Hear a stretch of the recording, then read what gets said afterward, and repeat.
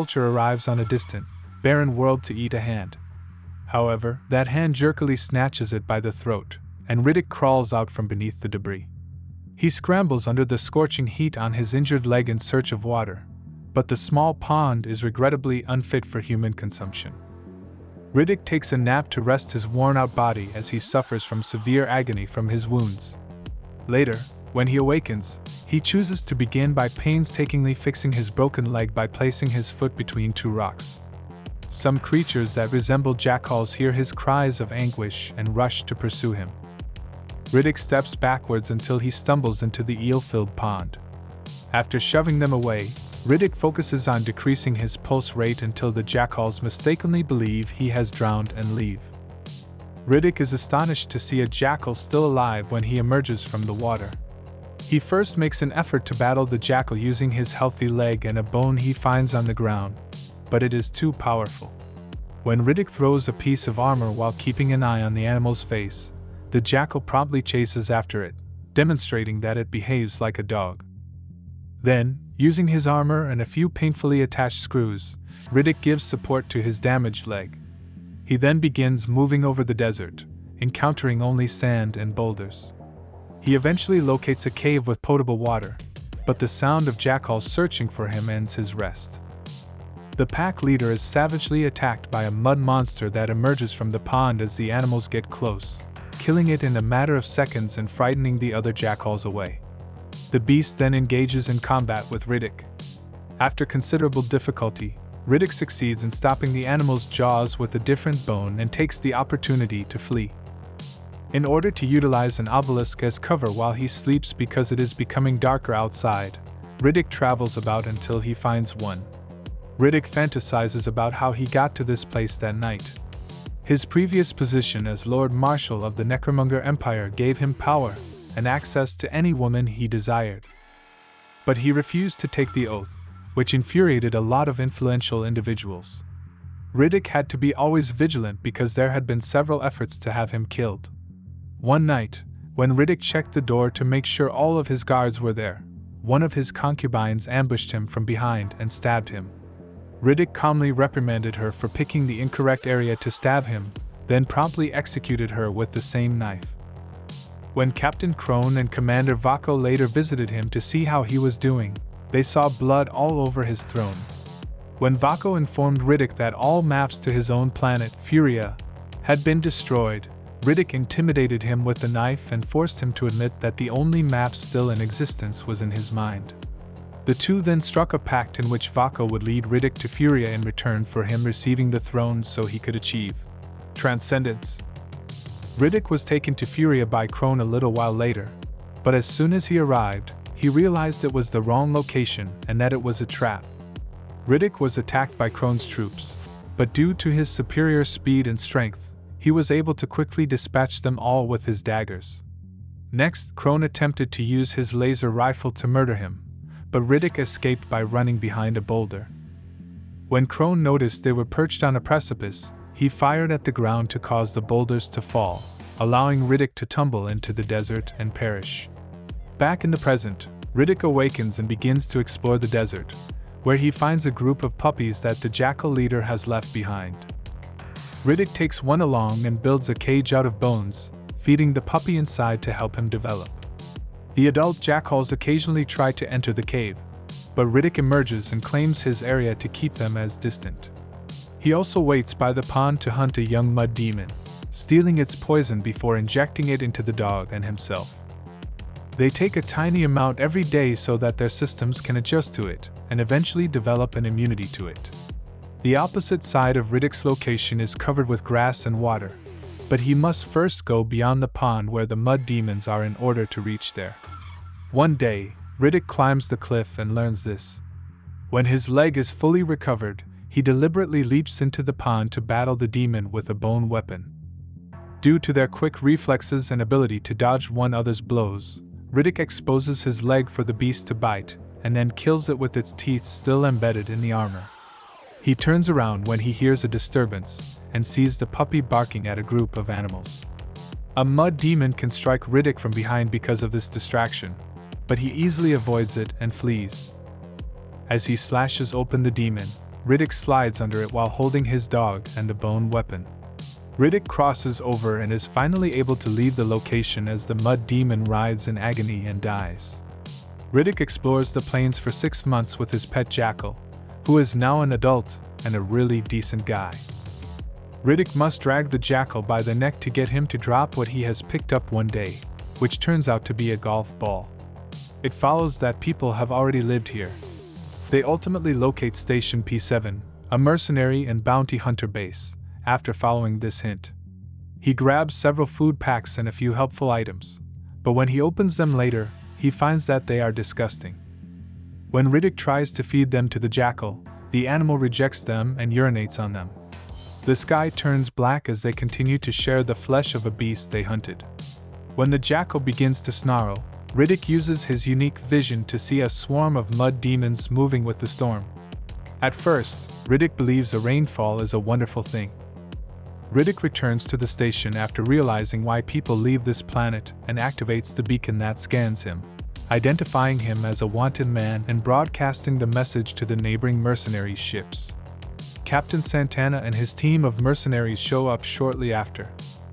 They explore the station but are unable to locate Riddick there. All they find is a note in blood ordering them to leave immediately for Riddick or risk death. After that, the group starts establishing camp while installing a sensor that would alert them when intruders are around. Santana gives the order to his troops to release the prisoner so they may make place for Riddick when they capture him. The woman starts to flee as quickly as she can, but Santana shoots her dead in an instant. Riddick is helpless to intervene as he observes from his hiding place. Santana then shouts into the open, telling Riddick that he would put his head in a box, letting him know that he is here for him. A group of bounty hunters commanded by Boss Johns arrive at that same time. They land despite Santana's attempts to warn them that the area is occupied.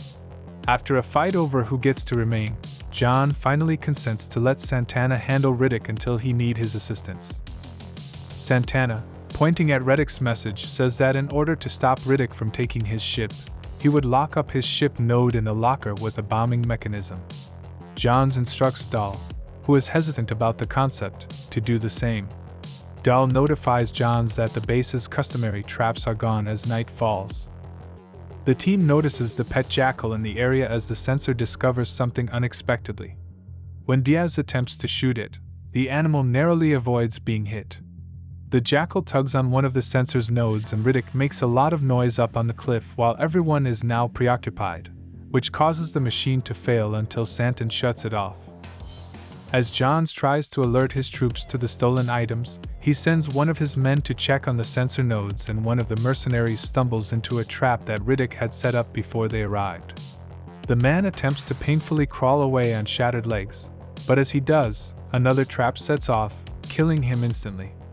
There is no reaction when Santana attempts to contact another soldier. When two mercenaries go in search of a lost friend, Riddick is hauling the body away. While Santana hears the yelling on his radio, the pair fires in the dark but misses every shot. The troops return the following morning with two of the mercenaries whom Riddick had left behind, however one is still missing. After clearing the area of the traps, Santana is forced to enlist John's assistance. Dahl, on the other hand, is repeatedly treated like a racist twit by Santana, who eventually hits him many times. Johns agrees to participate, but instead of collaborating, he really assumes command of the entire endeavor. He reveals that all Santana needs in order to collect Riddick's head for the reward is some information from him. The team uses their own tools to locate the jackal, and Dahl shoots him twice to insert a tracker into his thigh.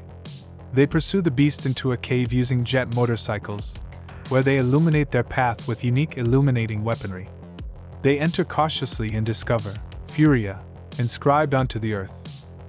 They shoot the first person they see after realizing it's the body that has been missing. They suddenly become aware that they were brought here on purpose so that Riddick could buy time as they are startled by a jackal racing in the pitch black. Dahl is having a shower at the base, and she can't help but feel like someone is watching her.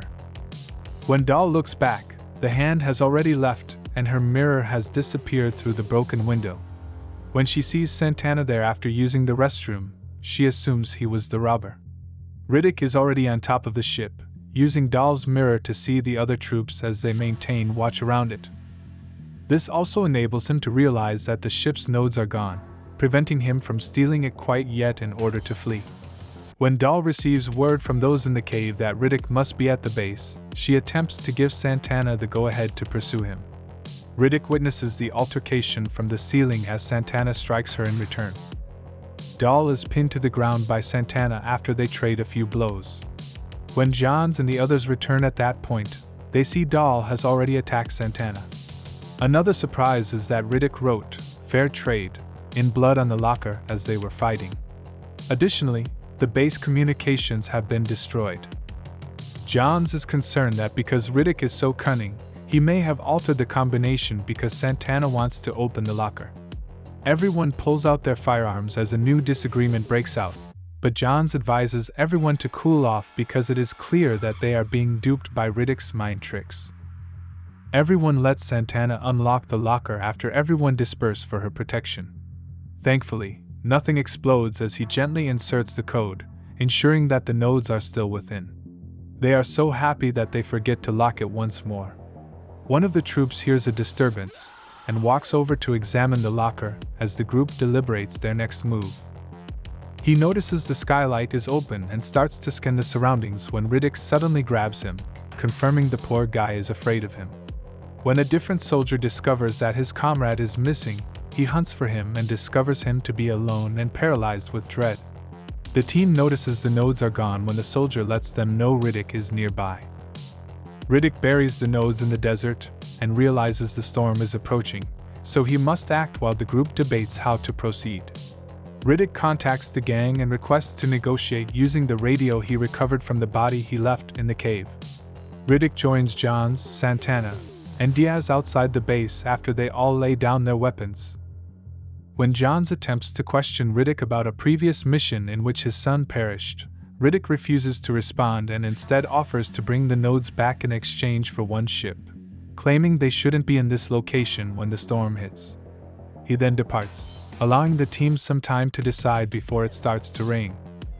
Furious, Santana attempts to shoot Riddick, but the jackal strikes Riddick first, preventing Santana from hitting Riddick.